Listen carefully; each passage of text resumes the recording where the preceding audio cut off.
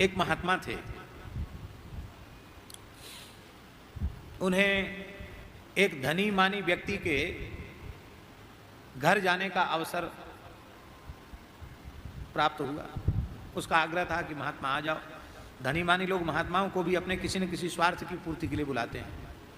घर का शुभ मंगल नष्ट हो जाए, कोई बाधा भूत प्रेत आदि की हो तो वो चली जाए, और कुछ न कुछ हमारी फैक्ट्री पे घूमिया में दुकान पर चले जाएं, वहाँ की अलाय बलाय सब खत्म हो जाए, भले ही महात्मा पे चढ़ जाए, कोई परेशानी नहीं। तो महाराज वो महात्मा वो धनी मानी व्यक्ति के घर में ठहरने का अवसर मिला, और महात्मा को शांति से बैठने नहीं दिया। उस व्यक्ति ने घुमाता ही रहा, आज दुकान पे चलो, आज अमुक फैक्ट्री पे चलो, यहाँ चलो वहाँ चलो।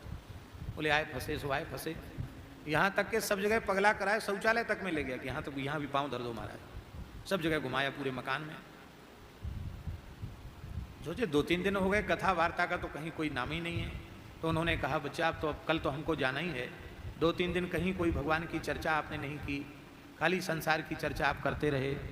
अब आपकी भी अवस्था हो रही है, बुढ़ापा है, कम से कम थोड़ा भजन किया करो, राम राम किया करो। वो व्यक्ति बोला करे महाराज मरने की फुर्सत नहीं है, आप भजन की बात कर रहे हो? हमें मरने की फुर्सत नहीं है, आप भजन की बात कर रहे हो। संत जी ने कहा फुर्सत नहीं भी होगी तो भी मरना पड़ेगा कि नहीं मरना पड़ेगा? कोई कहे कि हमें फुर्सत नहीं है मरने की तो भी तो मरना पड़ेगा। बोले वो तो मजबूरी है, मरेंगे तो मर ही जाएंगे, पर अभी तो हमारे जीवन में बिल्कुल फुर्सत भजन की नहीं है। संत जी ने कहा ऐसा कोई मनुष्य नहीं जिसको थोड़ी देर फुर्सत न मिलती हो, कभी न कभी तो फुर्सत मिलती होगी। बोले हाँ, एक समय थोड़ी सी शांति और फुर्सत मिलती है। कितनी देर? बोले जितनी देर में शौचालय में बैठता हूँ।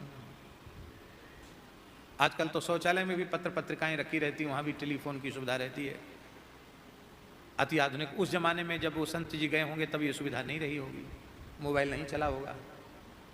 बोले जितनी देर शौचालय में बैठता हूँ उतनी देर थोड़ी फुर्सत रहती, कोई मिलता जुलता नहीं है, बाकी तो मैं प्रपंच में ही रहता हूँ।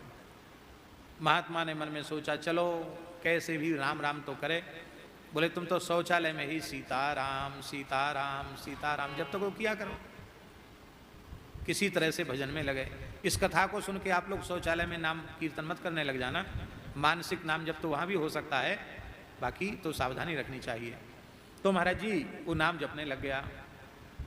अब नाम सुनते सुनते हनुमान जी तो बड़े प्रेमी हैं, जहाँ कहीं नाम श्रवण हो हनुमान जी दौड़े चले आते हैं। हनुमान जी ने सुना कोई हमारे प्राण जीवन धन का नाम ले रहा है, सीताराम सीताराम। हनुमान जी आए, हनुमान जी ने देखा तो हनुमान जी को गुस्सा आया, अरे ऐसे तो कभी भजन करता नहीं है, शौचालय में बैठ के सीताराम सीताराम कर रहा है। हनुमान जी ने एक लात लगाई, लात लगा के हनुमान जी तो चले गए। और इधर दिव्य साकेत धाम में श्री रघुनाथ जी के श्रीअंग में सुगंधित तैल का मालिश करने के लिए हनुमान जी ने कटोरी उठाई, और जैसे ही छुआ बहुत कष्ट है, बहुत दर्द है, बड़ी सूजन है। अरे राम जी प्रभु आपकी कमर में क्या हो गया? ठीक से देखा तो राम जी की पीठ पर बानर के पैर का चिन्ह बना हुआ था। अरे किसी ने पैर से ठोकर मारी है, और ये पैर का चिन्ह तो बानर के पैर का चिन्ह मालूम पड़ता है।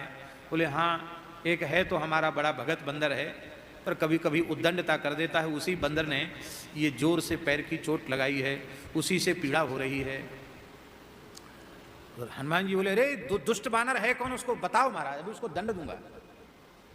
इतनी उसकी हिम्मत कैसे हुई जो आपकी पीठ पर आप लात चला दी उसने? राम जी बोले वो दुष्ट नहीं है, बड़ा साधु है। आप तो सबको ही साधु कहते हैं, तो उसका नाम बताओ। बोले नाम जान के क्या करोगे, धीरे धीरे अपने आप ही दर्द ठीक हो जाएगा। नहीं नहीं नहीं, आपको बताना पड़ेगा नाम। प्रभु मैं उस बानर से कुछ भी नहीं कहूंगा, आप कृपा करके नाम बता दीजिए। राम जी ने कहा आप ही हो वो बानर, कोई दूसरा नहीं। अरे मैं प्रभु आपकी पीठ पर लात कैसे चला सकता हूं? बोले देखो कहना प्रणतारति भंजन जनरंजन शरणागत पवि पंजर नाव। शरणागत के नाम महाराज वज्र का कवच बनकर रक्षा करते हैं। तो सीताराम सीताराम कर रहा था, तो जो नाम को लेता है नामी का कर्तव्य हो जाता है नाम जापक की रक्षा करना।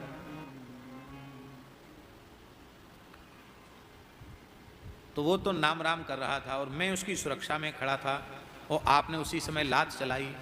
तो रावण जैसा त्रिलोक विजयी आपका एक मुक्का नहीं झेल पाया, एक घूंसा नहीं झेल पाया, तो तो बेचारा वह सेठ आपकी लात कैसे सहन कर पाता। इसलिए उसको बचाने के लिए तत्काल मैंने अपनी पीठ लगा दी और उस नाम जपने वाले की सुरक्षा कर ली। तो आपने गुस्सा में पैर लगाया था, ये तो हम हैं जो झेल गए, लेकिन दर्द तो अभी है ही है। हनुमान जी के नेत्र भर आए, बोले प्रभु अब मेरी एक प्रार्थना है। क्या? बोले अभी आपको दौड़ दौड़ के रक्षा करने जाना पड़ता है, आपको बहुत परेशान होना पड़ता है, अब ये सेवा मुझे दे दीजिए। किसी भी भाव से कोई आपका नाम लेगा उसकी सुरक्षा में मैं खड़ा रहूंगा।